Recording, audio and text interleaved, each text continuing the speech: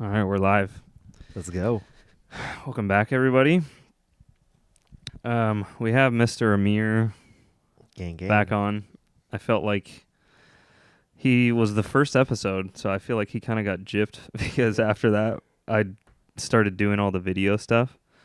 So I wanted to get him back on here. Yeah, this beautiful face didn't make it to camera last time. Yeah, since it's been 10 episodes, so I've been pretty consistent with these. So Yeah, definitely. I've been watching them too, so they've been very entertaining. I think people like the video stuff Yeah.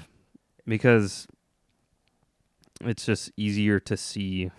Well, yeah, you can see the people that are talking, but on top of that, like if you want to use like visual cues or if you want to do anything, you can actually throw that in or use a monitor like right here and kind of like show like some music stuff that's going on in the background. Yeah, and it's weird to think podcasts, it's just audio, really. Yeah. And people like seeing the like physical like interaction, you know? Yeah. Like it's not like we're sitting here doing anything crazy. We're just sitting here. Like people assume that maybe like we might be like recording and they hear the audio, but like in reality we're just doing backflips the whole time. Like we're actually at like a theme park. Like, yeah, no, it's totally chill. Yeah. It's weird, but I like watching like podcasts that way too. Oh yeah. Just the video makes it more interesting. The one with Tom Segura and Bert Kreischer. Yeah, those I think that's what made all the video podcasts all the podcasts go to video. Yeah. Was Joe Rogan.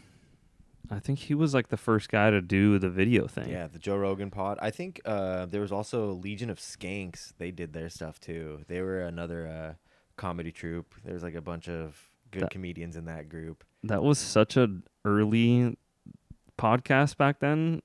Was a weird thing. Oh yeah, bro. You know, and now it's so normalized. I go back and I listen to like some of the comedy podcasts that I like originally like listened to like 10 years ago, and it's funny listening to them because they just sound so like awkward sometimes. Yeah, they just sound different, and now it's grown in the past 10 years. So it's like a lot of them are like, you know, they're obviously like on tape, like actually like video, like there's video of it, but it's funny just listening to like the audio conversations because it's just like, yeah, it's just two dudes just having a casual conversation, really. Like, it's really all it is. And it's funny also because we'll get into the music shit right now, but it's funny that they, in the beginning, the podcasts, they made them so they were so simplified because TV was like this structured thing. Mm-hmm. But now all the podcasts are they've almost turned into TV studios. Yeah.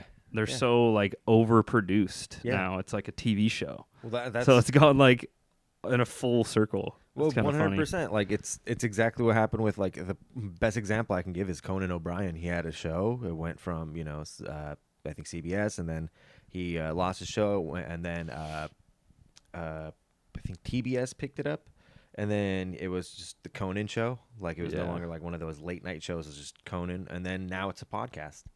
It's like I didn't know that. And it's a very successful podcast. It's hilarious. It's very funny to watch. Yeah. It brings on really great what do you call it? Guests that have done a lot in comedy that you would just not expect to ever have on a podcast. He had Jim Downey, one of my favorite comedians, on. Like he's the guy from and I think late night kind of started that. They had more long form. As long as you could get on TV back then, but it was kind of more long form. Yeah. I'm sure a gang of it was just staged, but oh, for sure. They had to. I mean, those original like TV interviews, like they had to keep it, like they had to put skits in there to keep it moving. Yeah. But anyway, how is music production been for you lately? It's been pretty good. I've been getting a lot back into it. I've been working with the homie Matt Bricks. He's one of my co-producers. I work with him a lot. Me and him have been working together on a couple tracks. Just been sending him over loops. Pretty much just trying to get back into creating hip hop again. Yeah. I left that zone for a little bit and then, kind of got a little bit more I don't know, something like kind of inspired me, and I'm just back into it. And I just have been just writing a bunch of loops on that end. I think I saw one of the songs that you guys released. Yeah, that was actually a beat that we created back in, I think, February or January of this year. And then, yeah, he was just like, "Oh, the beat got placed. Like, drummer boy wants it," and I was like, "Oh, cool. Let's run it up." Like, I'm not opposed to that. Sick. So, you know, and I like the song a lot. It ended up, the song's name is Rari, Rari, like Ferrari, but like has a music video and everything. I was happy it got dropped because I was like, finally, like this is going to artists that I do want to hear on my tracks, like songs that I've worked on. That's like the biggest thing is like you don't want to just make a song and let it just sit there. Like it goes to an artist where you're just like, all right, I guess you can have it. It's more like, oh, cool, like someone who I want to hop on this track is now on this track. Yeah. So. And how are you getting connected with these artists? Surprisingly, it's like through the producers I know. Like it's a lot of people that I know in the industry, a lot of friends that I've just made throughout like the years that I was in music. They just reach out to me. They'll just ask me, hey, can you send me like a piano loop? Hey, can you send me something like this?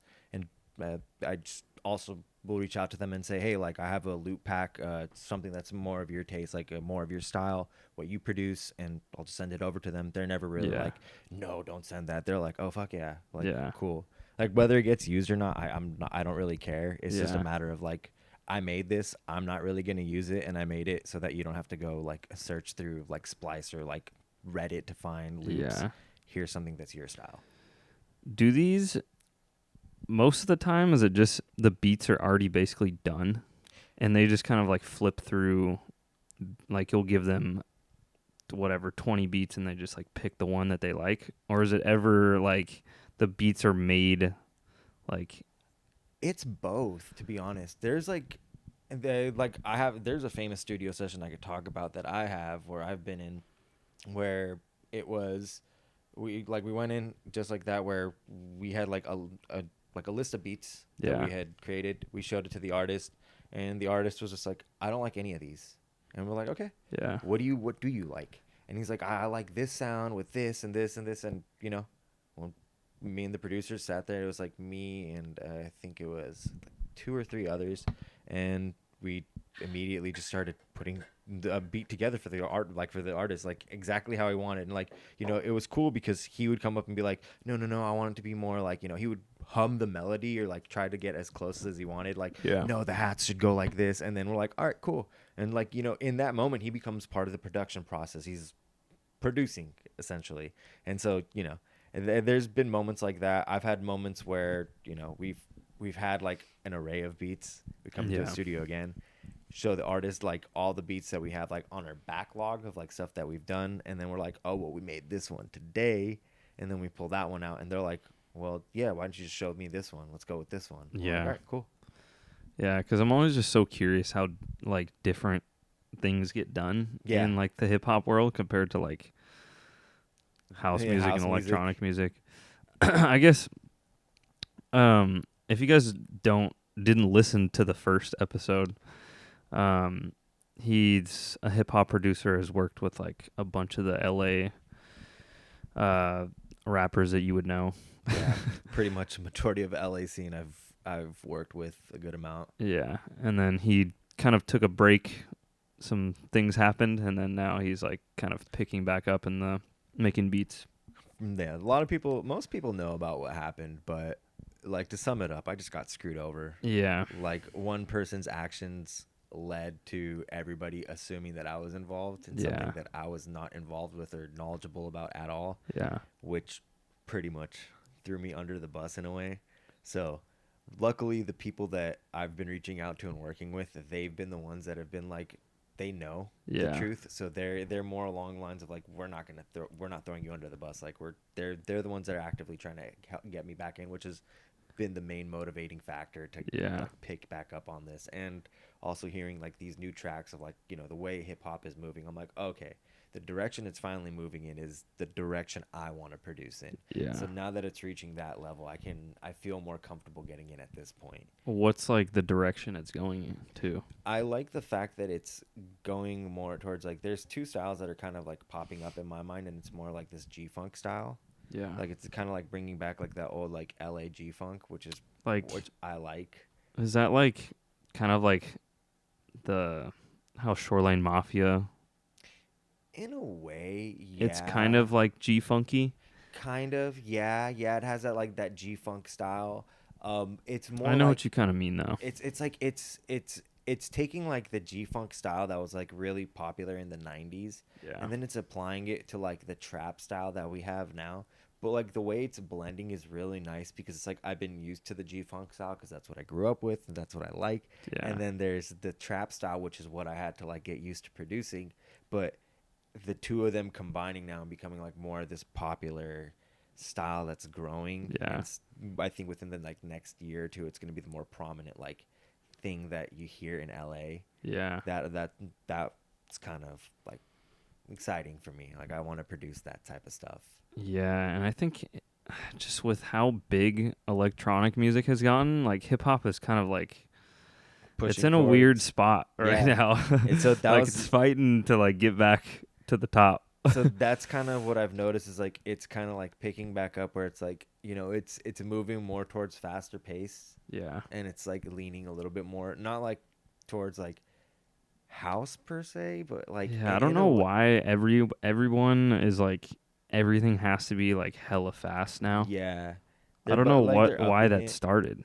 I mean, hip hop producing is like typically like anywhere between like 90 BPM to like 105. Like that's typically the ranges that we stay in. Yeah. And then like once you start getting into house, like, you know, it goes up like 115, 120, and then you can go as crazy as you want if you really want to.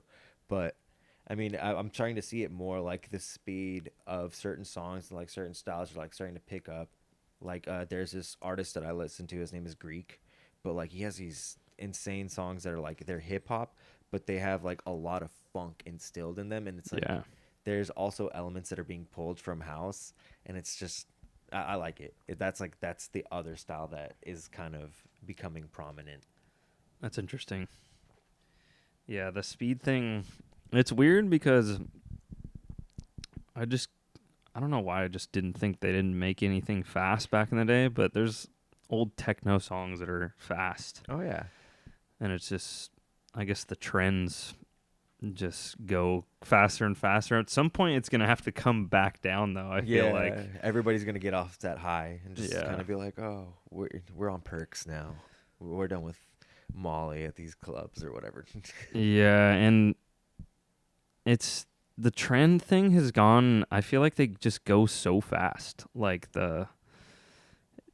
each trend has maybe like a 2-year, like year and a half maybe window, and then everyone just kind of moves on to something else. You used to see it like, you know, music span over like a decade. Like the genre would essentially like span over a decade, but it would evolve throughout that decade. Now it's kind of like, to your point, it evolves within like a year. Like it's like someone will create like a genre, and then within that genre is like 60 new like genre, like micro genres from it. Yeah, I think there's like a website that you can go to, and I've seen that. Yeah, it has like I forget what it's called, but it has like a branch of like every genre, and like you can click on it at any point, and like it'll show you like the sub genre trees from like that one genre, and then like you'll click on something, and it'll be like it'll be playing a song from it. It'll be like, I didn't even know like this Swedish existed. Alternative Latin, like jazz. It'll be something like that. Produced by a fish, and it's like all whale noises, and you're like, all right, I guess like this is a vibe somewhere. Yeah, I think it's just because the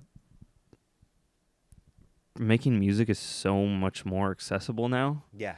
So the amount of music being put out is just insane. Yeah. Because back in like the 2000s, like realistically, nobody was really making music. If nobody was making music in the way that we're making music. Yeah, the 'Cause the people were equipment- making music, but the equipment was so much more expensive and just not as accessible now. Like you And- can make a beat and- in 20 minutes on a laptop. Well, not to even cut you off, it's like it's the interface that like you see here, like what we have Yeah. is so convenient. Like if you look at Kanye West's like old producing videos, it's insane. Like I would if I were to be a producer in the 2000s, Yeah. like and I like walked into a studio and I saw all that equipment, I would have immediately been like, never mind. Like I give up. I quit. There's Yeah. no way I'm going to try and figure out all of these systems, cuz it's like a lot of that stuff was it wasn't like this like simplified UI screen. It was like a bunch of like just pads, like NPCs and like a bunch of that. Yeah, And, like, because it was all played like live almost. Yeah. And it's like, I mean, there's a beauty in that. Like it is cool. Like you saw the people who wanted to be in music wanted to be in music. Like it wasn't just like a side hobby for them. Like Yeah. this was their life. Yeah. Like they were willing to put like they're betting everything on it. Now it's like for us, like it really is like it's essentially a side hobby. Like we Yeah. can like play it off as that. Like I can go out and like you can have a normal job and then come home and like hop onto Ableton Yeah. and just produce if you want to, you know. Yeah, that's very true. But I think now there's artists that are just making stuff just analog only. Yeah. They have all this analog gear, MPC, like it's all obviously again. it's still ran through Ableton most Yeah. of the time. But they're still kind of using those techniques. I mean, Ableton's just such a strong tool. It's literally made for live music production, and they really emphasize that with all the tools that they have, like the push. Yeah. Like I mean the APC 40 that I have, like that was before they had the push. Like that was the predecessor. Yeah. And like even with that, like that was just an integration tool for you to like literally be able to live, if you wanted to like live produce music. Yeah, you it's could like do live it. looping. Yeah, like you could use this controller board, and it had like everything on it to control like the EQs and then the audio effects and like the instrument effects on this one controller. And it had like all 8 tracks, and it had a multiple like loops. Like you could create multiple loops on each track. Yeah. So like essentially you had like 16 pads to run off of, and then you control everything. Like, you didn't have to touch the Ableton interface if you didn't want to. Yeah. But I mean that's made it so much more fun for like certain artists, because then I'll see like FKJ, who's one of my personal favorites. Yeah. And like he'll go on, like he'll use Ableton and he uses the APC 40, Yeah. but he'll go on and just completely live make a whole song, like pick up every instrument and it could just be recorded. But Yeah. that analog aspect of things too, it's like I think Fred again produces like that a lot. A lot of his music is like just a bunch of analog loops. For sure. And I think it's not that we have to use analog. I just think having something physical in your hands, we're music people, so we're just naturally like audiophile. Like we like tech stuff. But it's also they say it's so like cliche with the analog stuff, like it sounds warmer and all this stuff, but I think it's just because it's so much easier to do like live automation, so it has like more of a human not so on the grid like imperfect sound. Yeah. Because you can like open the filters like with your physical hands, like as the track is playing, and then it's recorded into Ableton, and it's just like the sounds more like you can do automation through Ableton, but it's not the same. Yeah, because like you can't like accurately like it's too perfect when you do it with Ableton. Like you can get it exactly to the point that you want. Like, oh, I want it to start like right at like the second beat. Like that's where I want this to start like rising. But it's like with an analog system, like you're recording the live audio, so it's like, all right, I'm just gonna control it by my hand and just like go off of a vibe. Yeah. And that's kind of like, I think that's the biggest thing. Yeah, and you can also, what I've also liked doing is my MIDI keyboard has like the knobs on it, and you can just route the automation to the knobs, because a lot of times you can't visually like figure out where you want it to start. Like if you have the knobs in your hand, like you can kind of time it like with your ears instead of Yeah. trying to draw in the automation, Yeah, I mean, drawing it in takes time, but like essentially, if you just have it mapped, like you can just do it right at the moment you need it. Yeah. And I always forget to do that. Honestly, it's just like it's so much quicker to do it with that, but For me, it's like it's a lot of the pitch bendings. Like whenever I do like pitch bends with like certain instruments, yeah. like if I want to give it like that, like that little like build up like from like a half step down, like play a note a half step down and bend into like the neck, like the correct note, like perceivably correct note. But it's a lot easier for me to do it with like the wheel itself at the time I want to. And it's like, but the only difference is it does get a little bit difficult trying to like flick the wheel like at the right time to get that to get it pitch timed bend. right. So like I'll admit to it, like there are times where I will do the pitch bends on the actual like keyboard, like in the area that I want it to be, and then I'll go and like kind of like mess with it on the automation on Ableton and actually like get it to kind of like near perfection. I won't go like near. I won't sit there and be like, this has to be perfect. I'll be like, this is close enough. Like this is kind of what I was trying to achieve. This is good. Let's leave it. Yeah. But sometimes it's just a little bit difficult. Like you hit the wrong note and then you pitch bend down to like the wrong note. Yeah. Because like there's a soft spot in between it. Yeah. We can. You brought this up, but what's the song called again? I Run by Haven. I Run by Haven. So I feel like everyone has seen this. There's so much controversy. Like, the song is popping off, and there's a bunch of controversy around it because they used AI vocals, and there's this website called Suno. And what you can do is record your vocals into a microphone. Record anything. I've done it with guitar. I've had a studio session where we went in and the plan was to use an electric guitar. I was going to record electric guitar on a song. Yeah. And they're like, yeah, we have a guitar. You don't need to bring anything in. We get there. The guitar's amp, like the plug-in, is completely busted. So I couldn't play any electric guitar. Yeah. So like we're saying there, what do we do? The producer goes, well, the other producer I'm working with says like, oh, I have Suno. We can just record it. And I'm not even joking. You just mouth record it? No, I voice record it? No. What I did is he was running off of a MacBook, bro. I went as close as I could to the MacBook's like built-in microphone, the one in like the top right-hand corner, and I took the electric guitar and I just played the riff as close as I could to the microphone. No, like I'm like no, it's not plugged into anything, so there's no like electric sound. It's literally just. So it just like kind of cleans the audio up.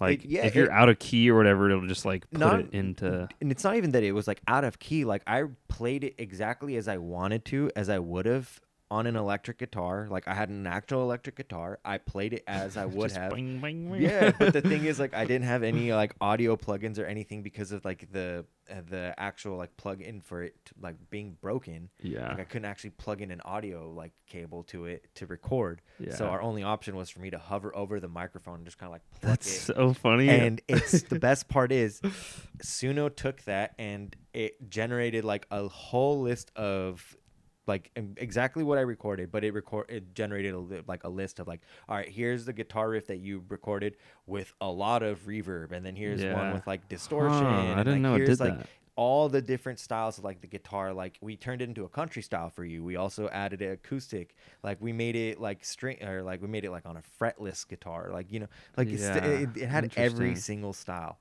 and it's like you just kind of pick. But for me, it's like, well, I was just trying to do the electric guitar. So we're just going to take the electric guitar one because it's close enough to what we would have achieved. But it's kind of like I didn't really like cheat in any way. It's just the fact that like all I did was like I came into the studio and I would have played electric guitar. Was the electric guitar working? I mean, you just had to use what you had available. Exactly. And it's like, well, we want to get this track done. So, I'm here and the person's paying me. So it's like I don't want to waste their time. And, they have the tools. It's like, I don't see the problem with it. How much is Suno?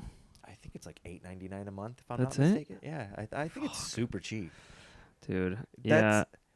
It's crazier. We'll get back to the Haven thing, but there's like another artist that like got in trouble because John Oliver covered this on his show last week tonight with John Oliver. Yeah. But there's this like heavy metal like band, and they were producing like 10 albums a year, and all of it was just AI generated. Like every song was completely AI generated. Lyrics, like drum, bass, guitar, everything.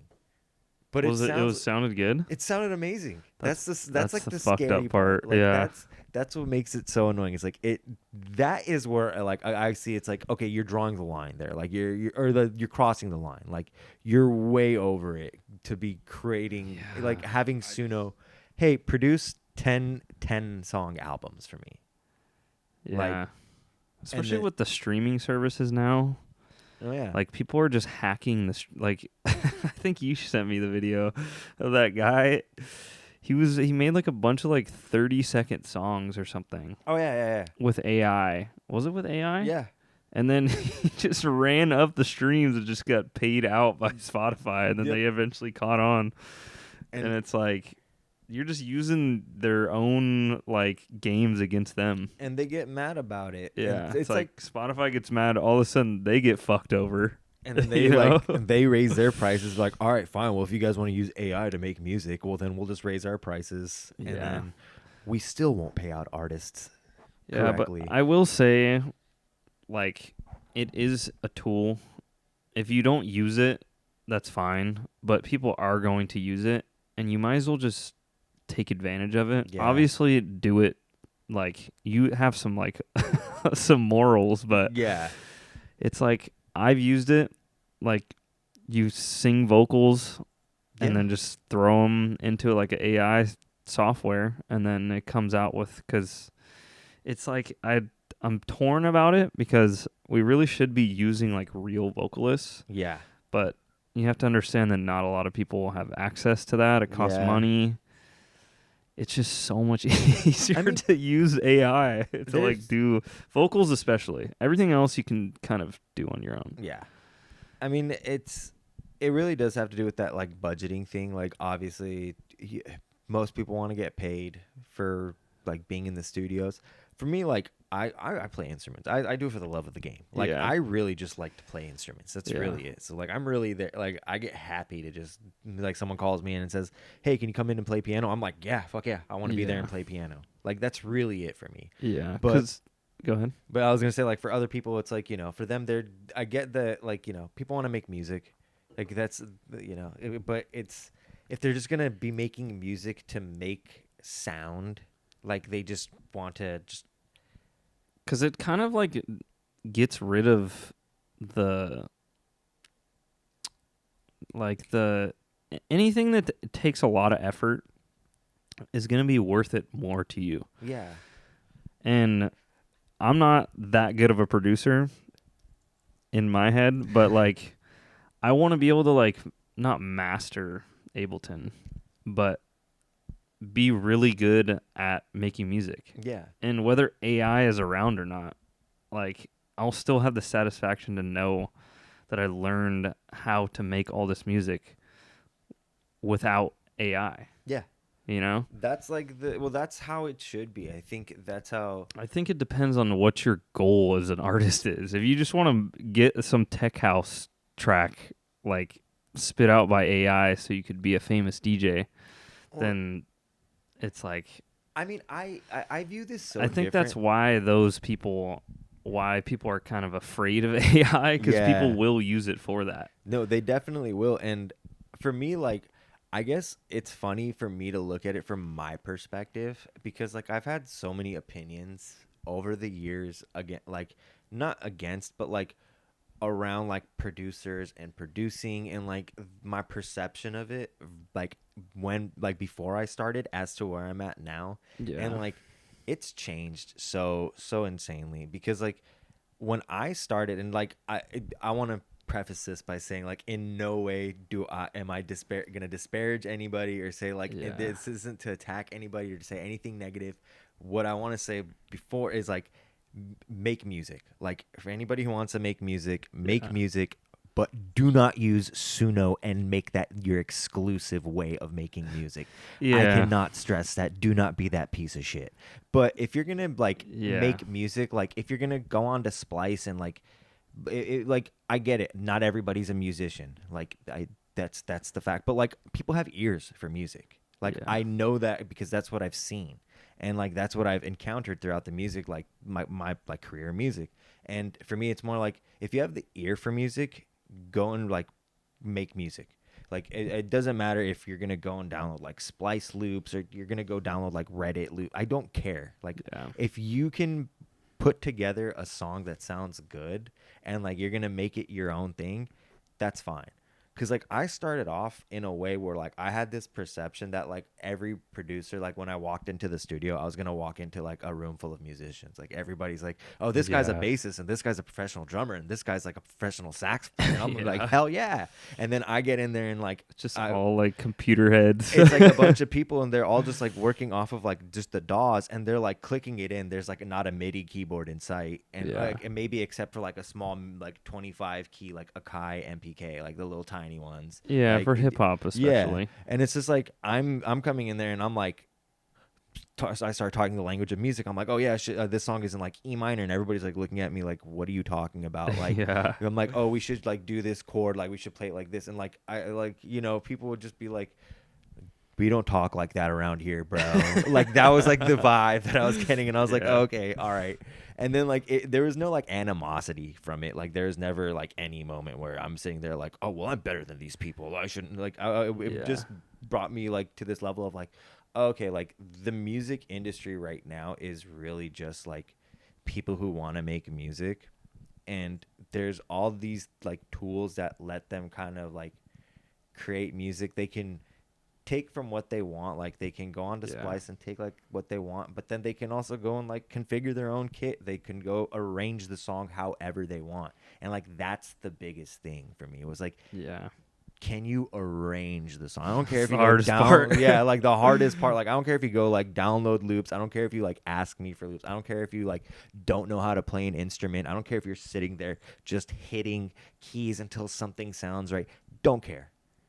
Can you arrange at the end of the day? Like, can you arrange the song and complete it and make it sound good? If you can, congratulations. Like that's all that matters, because you could make a hit off of that. I've seen people that literally, like, I have a friend that literally hopped on a podcast to talk about how he made Tatiana. Yeah. And it's so funny, like, how he talks about it. It's like, it's exactly that. It's like, but it doesn't matter. Like, none of that matters. Just go out and make music. Just don't use Suno. Yeah. As an exclusive way to make music. And I think people get complexity. They think that complexity makes like the music somehow better. Does not. But to a producer maybe, but like the more simple things are, sometimes the more digestible they are. Yeah. Because if you make something so complicated, sure, if you showed this to another producer, they would think it was sick. Yeah. But for like the everyday music goer, like they didn't know that you used a Splice sample. Yeah, they don't. We're the only ones that are bickering between each other about why you're using a Splice sample. That's exactly how that's exactly one of the other ways I view it too, is like none of the, like I don't care because the audience doesn't know. Like the only people who know are, like you said, the producers. Yeah. Like we're the ones who are like, I know that Splice sample because that's the 5th time I've heard that one. But like the audience is like jamming to it and they don't even know that it's like, it's just switched up maybe into a different key. Maybe they chopped it up. Yeah, I've heard it where the Splice sample they use it in the same key. 5 songs. They didn't even switch up the BPM. It's just the same exact Splice sample. Yeah, and it's like vocals for sure. Yeah, vocals very recognizable. Very, very recognizable. You can hear those ones immediately. Yeah, and it just reminds me of like white labeling something. Yeah, and it's like the consumer has no idea that it's the same thing as all this other stuff. The only people that know are the people that are like, and the businesses know that it's the same product essentially. But as a consumer, you don't care. No, you don't. You're waiting to just hear the song hit, and you're just waiting to groove to it. That's all you care about, and like that's all they really care about. Like, Yeah. it's the listener. Like Yeah. you just the main thing is create music for yourself, but at the same time, like make it for the listener too. Like don't be that not guy. trying to be making it for other Yeah. producers. Like if you want to, like for me, it's like when I make music, like if I make like songs that I want to produce, like I'm gonna go and like how you said, like there's a simpler form. Like yeah, I'm gonna go more of a simpler route that's gonna appease to people. But like on the side, like when I actually produce like the songs that I like, I'm gonna go crazy. Like Yeah. those are some like insane jazz projects that I'm working on where it's just like I'm writing the most like insane complex chords where it's just Yeah. like I wouldn't play this on the radio or like show this to people and be like, what do you think of this? Because their thoughts would be Yeah. like, this is garbage. And I'm like, to you it might be, but to jazz musicians, it's like that nerdy shit. It's more just satisfaction for yourself. Yeah. Because if you work on something for, like, you're working on a track forever, Mm-hmm. and the little, like, nuanced stuff, like, people aren't going to really notice any of that. Never. But for you, it's like, that sounds so perfect. Like, the way I did this right here, it's just, like, satisfying for your own self. Oh yeah. I mean, like for me, like there's the moments where it's like when we're playing or like we're trying to figure out like, let's say I'm writing a chord progression for a song, right? Yeah. Like a good moment for me is like when I figure out like obviously like all right, I want to use this chord, but how do I break it up? Yeah. Like how am I gonna create this? Like how am I gonna make it sound really cool? And then out of nowhere, like you're just playing around with it, and then like instead of using like let's say like you're playing a ninth, like and so it's like you're going up to like it's like a chord in jazz. You're playing this ninth chord, Yeah. and it's like like 5 notes. You're hitting 5 notes at the same time, but you're like, how can I break this like linear 5 notes up into like something that stretches across the whole keyboard or like stretches across the octaves? And then next thing you know, like you throw in like a couple other notes, maybe like you diminish one note, or maybe you just, and then I don't know, you have like this insanely beautiful chord that you've just like, you're like, oh yeah, this is the chord that fits in perfectly. Yeah. And like that's like a good moment for me in music. Like when it's like I'm not just using the linear like form of it. Like I've broken it up and I've made it something more unique and open so that it's like now other instruments can fill in that empty space, you know, or a vocal or something. Yeah. Like I think like we were saying, like jazz, like that's pretty complex, like Oh, yeah. musically, but it's not the most popular genre. Like No. there's a lot of like stuff like that that's complex, but for the everyday listener, jazz falls like way down here for the everyday. That's a perfect example. If I put on K jazz, like my friends would like shoot me. That would probably be Yeah. what would happen. They'd just be like, they'd throw me out of the car. They'd be like, get the fuck out of here. What are you? Because Anyways, back to this. yeah. So back to the Suno thing. Oh yeah. What's the song called again? I Run by Haven. I Run by Haven. So I guess maybe you can explain it because Yes. you were the one that brought it up. So what happened is it's kind of like what we explained earlier, but this artist, it's 2 artists. They're from the UK. Their name is Haven. They're a duo. And what happened is they wrote this song that went popular all over TikTok, and it's like I said, it's called I Run, and it's like it's just fantastic. I love the song. I Yeah, love the the way vocals super catchy. super catchy. I mean, it's to the point where within the like when they first originally uploaded it before it got taken down the first time, I think it hit like 5 million streams and they had 2 million monthly listeners within like 2 days on Spotify. And then I think I'm sure it was from TikTok. yeah, it was straight up from TikTok. Yeah. It got picked up on TikTok, and what happened is like I remember at the beginning it was just this clip. It wasn't even a full song. They hadn't made the full song yet. They just had this vocal track playing with this like sick ass like thing, and then they uploaded it on SoundCloud, this 50-second clip of it, of like the audio that's being used on TikTok, and like everybody was begging for, you know, the full version, and then sure enough they dropped the full version and everybody's loving it, and then I don't know where it gets pulled off of like Spotify and all streaming platforms, and their DSPs, and you're like, well, what happened?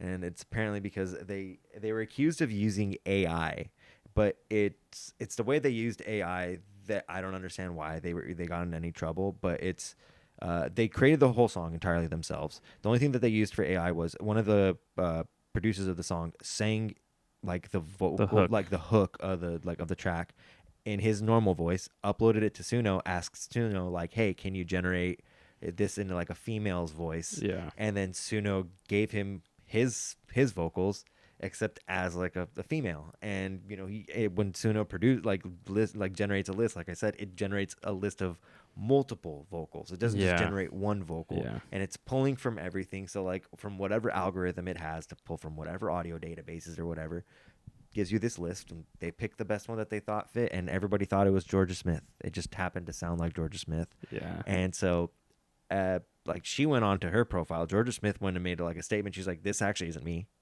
So it was funny because everybody was like 100% certain it was her, but they actually did end up getting a real vocalist. They found this girl on TikTok. She sang it, and they brought her in, and she actually recorded the vocals, and then they re-uploaded it, and now it's back on That's like so streaming dumb platform. to me. But the thing is, like, it's good that they did that because like it gives a voice. It gives a voice to like a vocalist, like this girl. Yeah. I forgot what her name is. I think it's Katie or something. But they brought her on. She kills it. It sounds almost identical. That's it's what I almost mean. identical. Like you basically can't- just used AI to just redo a vocal of somebody that it wasn't originally their vocal to begin with. And it's like there's so many questions and so many things that like roam around this. It's like, first of all, this song was like so good. Like in my opinion, it was great. But it's like they really brought it all. Like they really tried to like take it down all because of like the AI vocals. And then the only like this girl wouldn't have gotten her chance if that didn't happen. Yeah, so it's very like, true. like where does it kind of like draw the line, I guess, of when do you switch out those AI vocals for someone real? Like, because let's say that song did stay popular and then they just kept it as it was and it never got taken down with the AI vocals and no one tripped about it. Well, then like in theory, like let's say more producers start doing this, will they want to bring in an actual vocalist to replace those AI vocals? Or will they just keep it as it is because they don't need to? Yeah, maybe now that you say that, I guess you could. Maybe that might make people afraid to use AI vocals. Like they'll use it as like a placeholder. Like, hey, we need it to sound like this. Yeah. Can you re-sing? It's almost like when they re-sing, they do this all the time with house music. They'll just have somebody re-sing like with the legal. I don't know why it's like not a loophole, but I think it's cheaper for them to pay for it to be resung. Mm-hmm. Like it's a cheaper license, I Re-record think, it and everything, than if you just rip like the track, just the vocal. Well, it's like so it's kind of the same thing almost. To me, it's like it's close, but I guess maybe not the same. Maybe you can pull some parallels from it, but it's kind of like anything in like the popular music. Like if you listen to pop music, they're not just making these songs and then just sending it to like Ariana Grande, and like Ariana Grande gets it and she's just immediately like the first person to hop on the track. Yeah, they send it to like everybody. Like Yeah. they get like multiple takes. Like Benny Blanco has talked about it in his podcast. Like I think he does like that podcast where he talks about all his songs and he starts pulling up like all the original files and everything for the tracks. Yeah. But he even explains it. Like he's like, yeah, a lot of these songs, like I didn't write these songs for the original. Like I wrote these songs and then we sent it out to a bunch of these people, but then this person just killed it on the vocals, so we stuck to theirs. Yeah, there was a 50 Cent song. I think it was Candy Shop. Yeah. It was like sent to like Jay-Z and like all these other huge rappers, and none of them wanted it, and then 50 Cent took it and it became one of the crazy. But that's like the thing is like that's the real way the music industry works. Like the consumer listener never really sees that part of it. But this is like the reality. Like they're shipping out like this song that's been produced is being sent out to a bunch of other artists. They sing their vocals on it, and then at the end of it, they choose, okay, which one of these was the best one? Yeah, And and a it's lot like, of times the vocals aren't even written by the person singing it. yeah, that's the thing. So it's like, where do you draw the line? Yeah, like where do you draw the line? Like where are we gonna get? Like who do we get angry at? Essentially, like that's what everybody's. I feel like Yeah. everybody's trying to figure out. Like, well, where's our anger? Like they're trying to point at like this Yeah, AI thing. It's like, yeah, but if you look at the back end of music, you should be screaming at every label head and like Yeah. all the DSPs right That's now. true. I never even really thought about that. Like those are the people that you should be like mad about. Like. Not the Yeah. producer who makes the song. And that the person who makes the song has every say in like who gets to be on the track. Like that's the fair shot right there. Yeah. But, you know. And it's everybody's- crazy to me also, pop music, how fabricated it is. Mhm. Like, especially back in the day, they just had writers for everything. And the Yeah. artist was just somebody they used to like sing it was just an actor basically. Oh yeah. Yeah. Dude, if you That's why the labels like took all of the money, because they were just creating these artists. Yeah. Dude, if you So weird. one of my favorite things to do is like I'll go look at like the top artists on like Spotify and stuff like that. Like anybody could go do this. Go look it up. You can see in who worked on everything. And not only that, go look. You'll see like usually like a couple artists, like their names like on Spotify will like have a link to their like producer profile. If you go click on them, like there's like one guy that's wrote like a majority of the songs for for Halsey, Sia, Ariana Grande. Somebody you've never heard of. Yeah, some guy that you've never heard of. Like he lives in Switzerland, I think. Yeah. But if you look at him, I think he has like a total of like 15 billion streams. Yeah. On his like top songs, and like it's just all his songs. Like he has songs that nothing is less than like 20 million streams. But this guy, like if you listen to what he produces, a majority of the songs follow a similar format. Like it's almost like he's built a formula for creating songs, and he just sticks to that script. Yeah. Like each time. But Yeah. it's insane because this guy, like, and it's not just him. There's multiple producers like this. Like there's so many like people that you would have never have heard of. You have no idea who they are.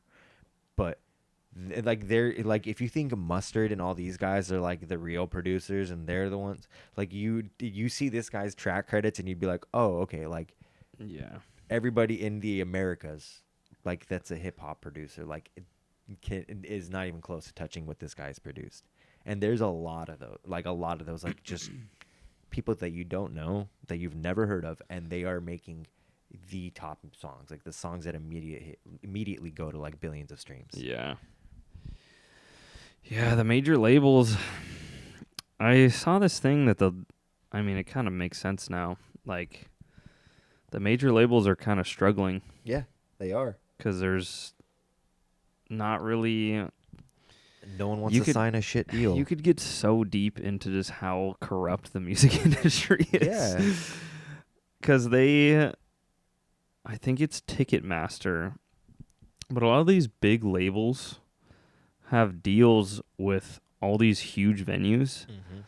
So unless you're signed to these specific labels, you can't play these venues. Yeah. I don't know. I think it's more for like pop and like hip hop. I don't know how it. I'm sure they still have the same thing with just festivals. I know they have like a hold on what artists get to play which festivals, but for pop music, like the Hollywood Bowl, those kind of venues, you can only get those through the labels. Yeah, those ones for sure, because those ones are like those sell out so many seats. You don't want to. You're not gonna get like an artist that's only gonna sell out like a quarter of the venue. I guess that's also true. Like if you're gonna play at the Coliseum, you're getting an artist that's selling out the Coliseum 3 nights in a row. Like that's the goal of that. Yeah, I guess that's also true. Those are a lot bigger venues. But like, I mean, I think to what you were saying, like where it's certain like artists, I guess it goes. Or to your point, I think I saw a change in Coachella. Like this year, I think the lineup that they released is possibly like, in my opinion, one of the worst lineups I've ever seen for Coachella. Yeah, because it's this weird amalgam of just, all right, the super most like top pop artists and then house music of all Yeah. types. And it's then like Kid Cudi, Drake, Kendrick, and then just like it's all house artists. yeah, and then it's just like fuck every other genre, fuck all the small artists. Like for me, like my favorite part about going to Coachella was the fact that I could go and see like Bad Bad Not Good. I got to see Clowncore. Like I got to see yeah, the like the weirdest, weird bands, the weirdest people that I never would ever get to see. Like Clowncore doesn't tour. They never tour, and they're a band. Like if you want to go look them up, anybody who's listening, go look up Clowncore. They're a jazz heavy metal like screamo band, and it's the funniest thing there. And it like watching them is an experience. It was worth the hour that I stood in that audience for. But like it sucks that like they've taken away from those types of artists, so like no longer are those artists probably going to show up to Coachella anymore. They're not going to have like a space to like perform. Yeah. And now it's just straight up just like DJs, like, and nothing against DJs, like sorry, you know, nothing against That's DJs, right, motherfuckers. like nothing against DJs, but it's just like, dude, I do want to go, and like I do to some extent want to go to Taking over. Coachella, and like I want to watch what I saw with Bad Bad Not Good. Like I want to No, I watch totally the get that. drummer I get that. just like fucking hit the drums for an hour and 10 minutes straight, nonstop, and just go all out and like watch the motherfucker's fingers bleed because of how hard he's hitting the drums. Like I want to go see some shit like that. Yeah. Like I don't want to just go from set to set and for 3 days straight. And like, you know, the one thing I noticed is like there is a certain level to where like you do hear the same songs over again. Like, you know, like certain people will replay songs if you're at the same set of a similar genre. Like that I had that happen last year at Coachella, where like I went to a couple of sets where it was like DJ sets, and like my friends would be like, we gotta go, and then like I'd be like, this is the third time I'm hearing this song, man. Like I don't want to hear the song again for the rest of the weekend. Like I want to go hear the other artists. I want to go hear performances. Like that's, and now like that it's become this. It's like great for everybody that loves it. Like I'm glad like they sold out, because they didn't sell out like last year or the year before, but this year they sold out like the moment the tickets went on. I think pre-sale weekend 1 sold out right away, and then weekend 2 sold out. Yeah. So it's like they have an audience. They clearly have like the correct audience. They're promoting the correct thing to get them to sell out, which is good. But it's more to that label decision where it's just like, because Coachella has gotten so huge, dude. Like they have to just appease the masses. Oh yeah. I mean, in the time I've gone there, they've added an extra stage. My friend's sister that goes, she won like Carpoolchella, so she goes like, she got VIP every year. Like she gets VIP tickets every year, and she's been going for like a decade. She's like, yeah, when I started going, Coachella was like 3 stages in this small area. It's like tripled in size now, and it just keeps getting bigger. And it's like, yeah, I don't know. Maybe there's got to be some other indie festivals. Oh yeah, I think the indie festivals are getting bigger and bigger now. Yeah, it's because there's just a market for stuff that's different. I mean, Lollapalooza still sticks to its script. Like Lollapalooza is still 100% like every artist of every type. We're just gonna bring them, but like usually they do have like a lot of headliners. Like that's their main thing. Yeah. But like I felt like Coachella was, it definitely was like that influencer themed like. It's gotten bad, bro. It is bad. It is bad. But I liked it mainly for me. Like I liked it as a musician, going there and seeing people that I wouldn't get to see. And I liked being there and just enjoying the atmosphere of completely unique acts across all genres. Like I could go catch I could go watch Mark Rabule and like watch him go insane, like, and do some like live funk, like crazy shit.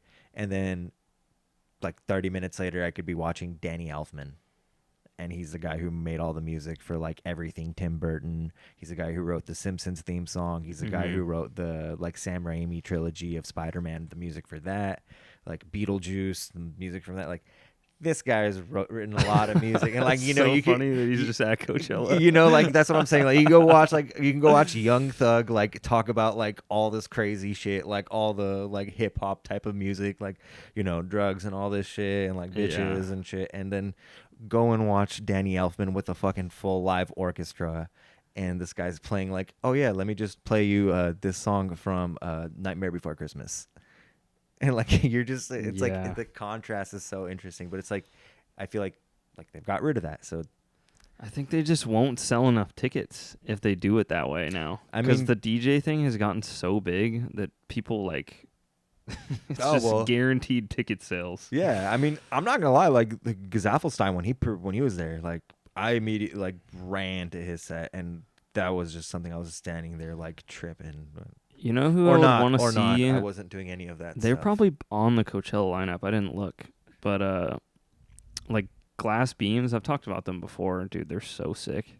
Are they on the Coachella lineup? I feel like they have to be at some point. They were on the previous one because I think I saw them, dude. I've either heard of them or I've been to see them. If you guys have never heard of Glass Beams, look them up.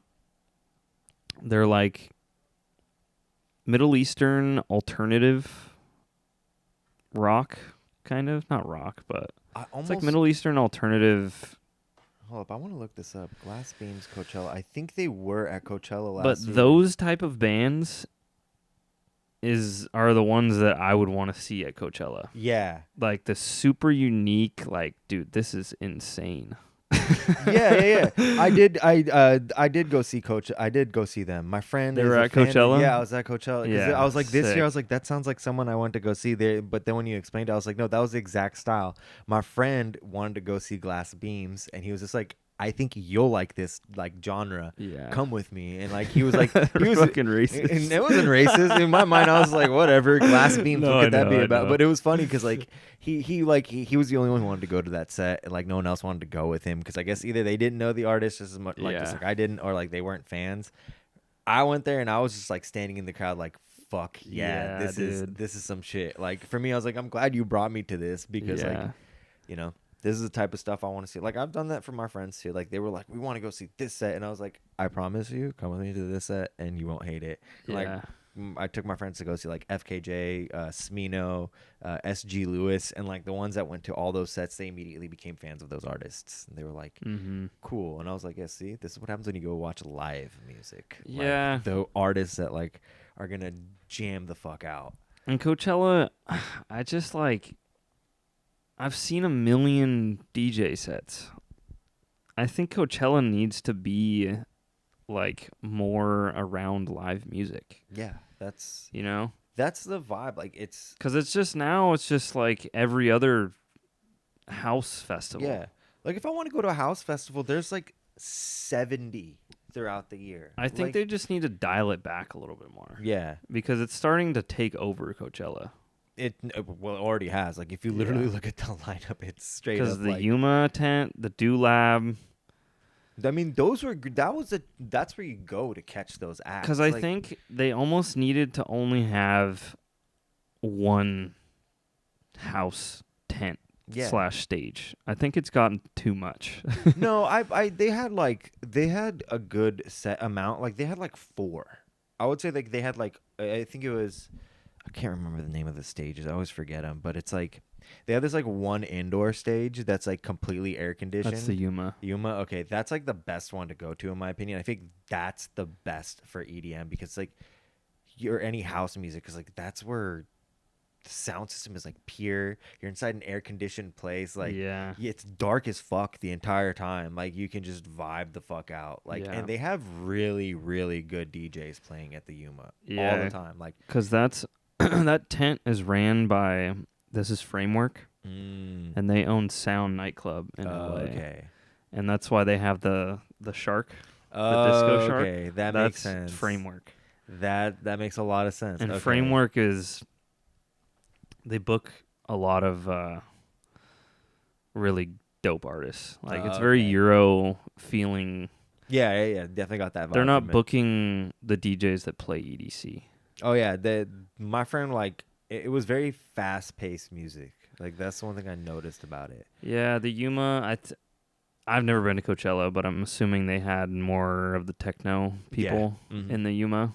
100%. I think the Do Lab is a little more commercial housey. I forget which one is Do Lab and Yuma. I know you said Yuma. Do Lab is the one that's outside and it has like the all the stuff hanging. Oh, and it's okay. like always windy. Yeah, yeah. Dulab is cool. That one's like a good one to have. Like that one always has like good DJs too. Like I've definitely stopped by. Yeah. Yeah, because like the little like they look like mushrooms growing out of the ground or something. Like Yeah, they're yeah. run by the guys that do the Lib Festival. Oh, okay. Yeah. Yeah, I mean like obviously like you pass by those you pass Yeah. through those areas whenever you're like walking through Coachella. Like you'll literally walk by the Dulab and everything. You're like, oh, what's going on over here? Yeah. But I feel like the rest of like the main stages, like if you go to the Sahara, if you go to like Coachella main stage, and then I forgot, I think it's like the outdoor theater stage is the one like right next to it.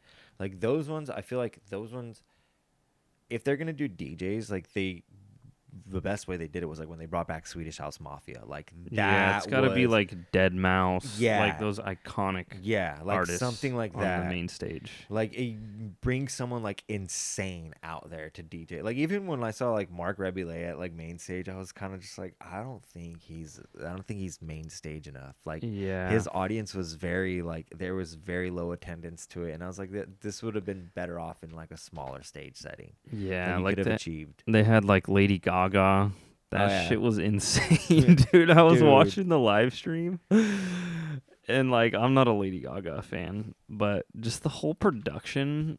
Ever since like I got into the music scene, you're just around more of the production side and how Yeah. things are ran. And dude, it just blows my mind how insane the production is at these big festivals. Like, how do you even logistically get this to run smoothly? I honestly, it's like you built a giant city for 2 weekends or 3 weekends out of the year, and it's like, how does this not go sideways? I can tell you, I don't know how it doesn't, or I don't know how it goes so smoothly, but I can tell you how it goes sideways, and the best way it goes sideways is by being Frank Ocean. That's the easiest way to fuck it up, because I was at that set. I don't know if do you remember about what happened with Frank Did he Ocean? just not show up? No, I'm sorry, but he was a fucking dipshit for what he did. Like, he was an hour and a half late to his set. Like, understand, like, there's a huge gap in between, like, the final performance of the night, and it's Frank Ocean, right? Yeah. Sunday night. Like, they cut out, like, I think the last set for, like, the main stage is at, like, 10. And then So everyone goes to that final stage. Everybody goes to the final stage. Like, some people are off at like other sets because there's others there's other artists still playing on like until midnight. Yeah. But like I guess for Coachella the rules are Sunday midnight hard stop on the audio. Like once it hits midnight, no more. So we were like, me and my friends went to go see Frank Ocean. We got like close, dude. Like we were up front. We were like super hyped because we're all Frank Ocean fans, and he's how he is. You don't see from him ever, and so we're like, this is our shot. So we're up front. We've been waiting, and like we got there early. That was the worst part. We're like, we got to get there early because like we're gonna skip all these other sets because like we want to see Frank Ocean. Because if you try and go when everyone else leaves, you're done. Oh yeah, like we wanted to be at the front because if you know anything about Coachella is that like once the last set, it's like the last set of the night and it's the main stage, the main artist, the closing guy. That like crowd is so fucking crazy that just trying to get to the front is an impossible. If you're trying to get to the middle front once the set is started, there's no way. Yeah, like everyone's boxing you out. Oh, you cannot get past the crowds. Like people look at you like an asshole if you even try to leave. Like they're like, really, you're trying to move me out of my way. It's like, dude, I'm trying to leave. Like you'll have more space. But either way, what Frank Ocean did was just fucked up, man. Like he was super late, and then I guess the plan was they were gonna have an ice skating rink on the. On like the stage, and it what I'm talking about, dude. It gets stupider. I promise you, it just gets so ridiculous. So the idea was that like these people it would start off with like these people like ice skating on like this ice skating rink, and they would be going around, and like Frank would appear. Last minute, Frank goes like, scrap the whole thing, scrap the ice skates, scrap the skating rink. Let's not even do that. So the show just starts. It's dead silent. There's no music playing. A couple of lights light up the stage. They have the shittiest camera angle, and it's just people walking around in circles on stage in just all black outfits. Like, and it was really confusing because it just went on for 30 minutes. Like there was no context to what was happening. Everybody like cheered for like the first like 5 seconds because we're like, hell yeah, it's starting, and then it's just like them just walking around. Like, Huh. I didn't know. all right, I heard something about this, but I yeah. didn't know like what actually happened. Yeah, I didn't know what had happened either because I was very confused as to why for 30 minutes people were just walking around in circles on stage. Yeah. But then I found out like, oh, it's because there was an ice skating rink. There was like they had this whole like choreographed like thing that was supposed to happen, and it was just, they tossed that out the window last minute. They didn't accommodate to anything, and then instead of like performing his songs like he could have, like instead of giving the audience what we wanted, which was like, hey bro, like perform your songs, give us your hits, like do that like everybody else does, give us a performance. He ended up like giving these like really really weak performances, bringing other people out to just perform while he just kind of stood in the background and did nothing. And then he gave like a speech about his brother because like he lost his brother, like, which was kind of sad, but like not the time or place. It's Coachella. It's like, bro, we paid money. And then for like another 30 minutes, he just brought out his homegirl who's a DJ, and then she just played music that wasn't even close to the genre that he's in. Like she just played like this most ridiculous music. Yeah. And it wasn't even good. I'm going to be honest. It sucked. And it was like 30 minutes of that. And then he just came back on stage and just did like a couple really poor renditions of his previous music. Yeah. And then the music just stopped because it hit 12 p.m. or 12 a.m. And he just goes like, all right, goodbye. And just leaves. What? Yeah. Like he was just like, they're That's cutting so me weird. off. So bye. Like, so everybody was just like, you just heard like, I'm not even joking, like you could hear a collective like groan and like feel the disappointment and like anger from the entire crowd. Just like, I really just like, some people were just like, I really just waited 3 hours for this. Like, this is how I'm walking away from my Coachella. That's like crazy. The artist not even like being like thank you, and then a fireworks show is just like, all right, they shut me off, peace out, deuces, catch y'all later. Don't check for any music because I'm not dropping shit because I'm fucking Frank Ocean. Yeah, I don't really know that much about Frank Ocean. I couldn't even tell you one Frank Ocean song. He has like that one famous album, Channel Orange, and then he's homies with Tyler the Creator, right? I think they still are. I remember like hearing about something where they're no longer like working with each other, or they have beef. I don't know if it's true. I don't know if it was just like tabloid bullshit, but he was a part of Odd Future. Like he was like, he was on Oldie, classic song. Yeah. Can't believe that song's 10 years old. It's tripped. I was just listening to that song the other day. So good. It literally is an oldie now. Like it's the fact that the song's name is Oldie. It's like 15 years old now? I think it's 12. I think it's like around 10, 12 years That's old. so insane. 10-minute song, one of the greatest. Like, I mean, it's one of the best things that Odd Future ever did. I love the music video. I just thought it was so unique. Yeah. Like everybody just comes in and just does their freestyles. Verse. Yeah. That's funny. We're at an hour. We can wrap this one up. Yeah, I think we got it. I'm trying to keep them at an hour because I feel like sometimes when they go for like an hour and a half, I feel like I'm just like rambling on. Oh yeah. People get bored. But yeah, I guess plug yourself. Where can people find your music? You can find me at the Prince Kiani on IG, 10Grandboi on X/Twitter. And you'll see my music that's posted on my profile. I really need to get something that like actually has like my like collections. I need to figure something out for that. I just did a podcast with my buddy Bijan, but there's this. He showed me this thing called Bean, and it's like what's the one that everyone uses? Linktree. Oh, okay. It's like Linktree, but just better. Yeah, I need to get one of those. I haven't really and set one up. You could just like set up all your music and whatever media you have. So one last thing, I will be dropping more like music soon. I do have a couple of tracks. What's the track that you just dropped? Rari is the track that I just dropped. Me and Matt Bricks have another track that's going to be dropping soon. What's the artist? Drummer Boy 909. Okay. But check that song out, stream it. Sick ass song. I wrote the song with Matt Bricks. He's my homie who produced, like I said before. So shout out Matt Bricks, And on top of that, I do have one other album that I am working on, and it's like, you know how I do lo-fi. Yeah. I've been working on a lo-fi project, so this one is gonna drop. Most likely, I'm trying to aim for a January drop because it's like I'm doing like what do you call it? 100 days of like lo-fi. Like that's like the album. It's gonna be like 25 songs each, and each one is gonna be attuned to like the seasons. So like one's gonna be like for spring, one's gonna be for winter, one's gonna be for fall, one's gonna be for summer. Each one has its own vibe. It's something that I've been working on, but like I'm finally finishing it up. Yeah. So that's something to look forward to if anybody listens to lo-fi music. Sick. Yeah. Yeah.